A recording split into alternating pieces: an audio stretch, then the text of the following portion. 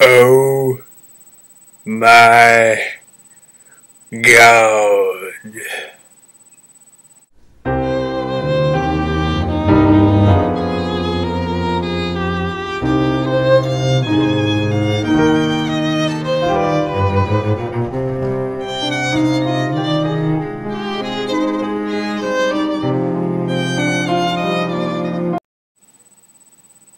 I'm sorry, folks, I really don't have a clever segue to start this one off. This is probably one of the weirdest comics I've ever had to read, not because of its content, no, but because I have never read anything more depressing and yet so awesome. Ladies and gentlemen, this is David Hopkins' Jack. This is probably one of the most profound things I've ever read, and focuses on life, death, and theology on a level that most comics wouldn't even dare to touch nowadays. The story centers around the titular character of Jack, a wizened rabbit who also happens to be the friggin' Grim Reaper. And that is friggin' awesome! However, this means he also happens to be the embodiment of the sin of wrath. And that is not so awesome. Perhaps I got a bit ahead of myself. You really need to know how Jack's world works in order to understand the rest of the comic. See, Jack's world operates on a theology similar to the Christian dogma. There is a single God, a heaven, and a hell. Good people end up in heaven, while bad people go to hell, and those of us that are in between end up in a place called purgatory. Which is basically Earth, just now you're dead and you can't die, but you can still hurt. Don't let this drive you away, though. While the theology is a big part of this comic, the similarities pretty much end there. He's not trying to convert anybody, and he's not really trying to make any real statements about Christianity, but more about the afterlife as a whole. And besides, it operates much, much differently after you get past the initial idea of heaven and hell. For instance, a character sent to hell is not damned there for all eternity like in Christian dogma. Instead, they have a chance to redeem themselves. If they recognize their sins and ask for God's forgiveness as sincerely as possible, they are given a second chance at life and thus a second chance at getting into heaven. However, this is where things start to get interesting. You see, there were a select few people who were just so horrible at life, so bad during their lifetime, that when they were sent to hell, they became the embodiments of one of the 7 deadly sins. Literally, their souls became lust, gluttony, envy, pride, etc., etc., etc. And of course, Jack is the sin of wrath, the Grim Reaper, who is cursed to see the worst of humanity every time he has to escort a soul from earth to judgment. However, Jack is different in that he doesn't really fit his namesake, at least not the wrath part anyway. You see, he's much different than the other sins in that he truly regrets what he has to do. He hates having to take the souls of the living to their final resting place, and he genuinely cares about everyone else. Which I suppose means that nobody needs to fear this Reaper. Oh, what? I had to. It was too easy. Of course, we learn fairly early on that the reason that Jack is like this is because he can't remember anything about his past life, which is unusual because not even any of the other sins seem to suffer from this ailment. He just can't recall anything he did in life, and since he can't recall his sins, he can't ask for forgiveness. And this, ladies and gentlemen, is the setup for Jack, taking place in the afterlife and following around the embodiment of wrath himself as he tries to get rid of his sins and return to life once more. It's probably one of the most original setups I've ever read in a webcomic ever.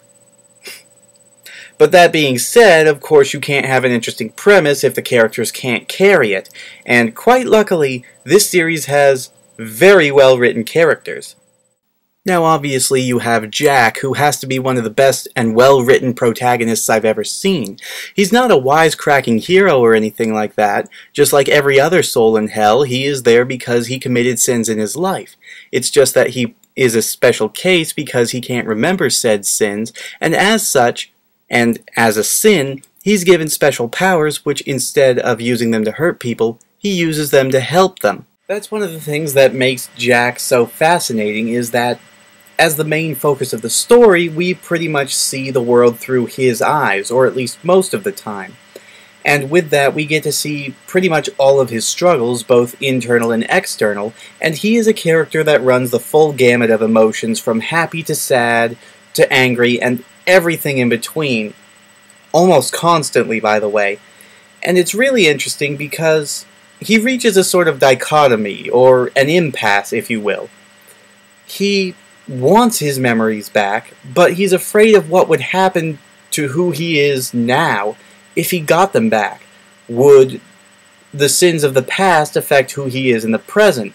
Would he start using his powers as a sin for something evil? And would he even want redemption if he remembered what he did? Or what led up to what he did? You see where I'm going. As fascinating as he is, there are times, though, when you could make the joke about the world's smallest violin with this guy.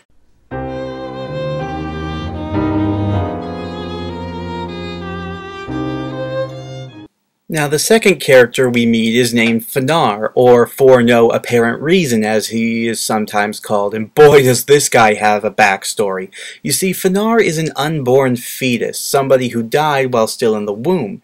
As such, he's too innocent to be judged, and he can only go in the afterlife where his parents were sent, which happens to be hell.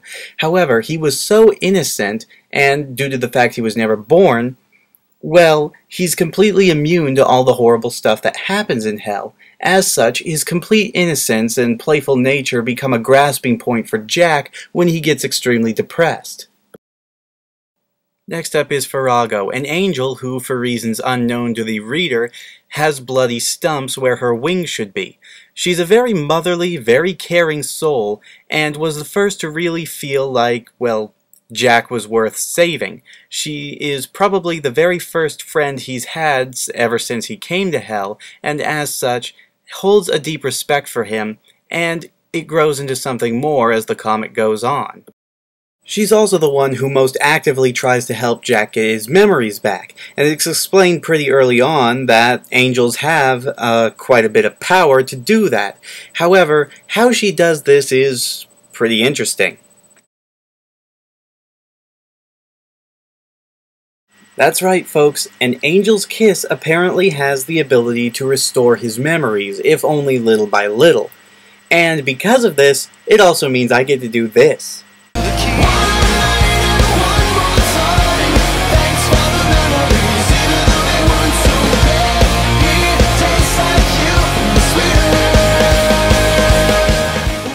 And then finally you have Central, a senior angel who believes in following God's rules to the letter, and because of this, she sees heaven and hell as sort of a black and white line, where she has absolutely no tolerance for sins, and this includes Jack, but through several different events, she does come to accept him as a friend.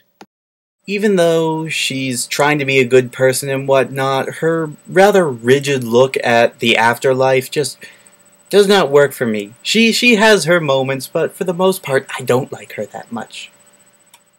Now, while Jack's job as the Grim Reaper and his antagonism towards his own memories would have made for some great villainry on his part, instead we're given two main antagonists throughout the story, the first of which is the sin of envy, Dr. Kane, who is human and who is plotting something big that I don't know about.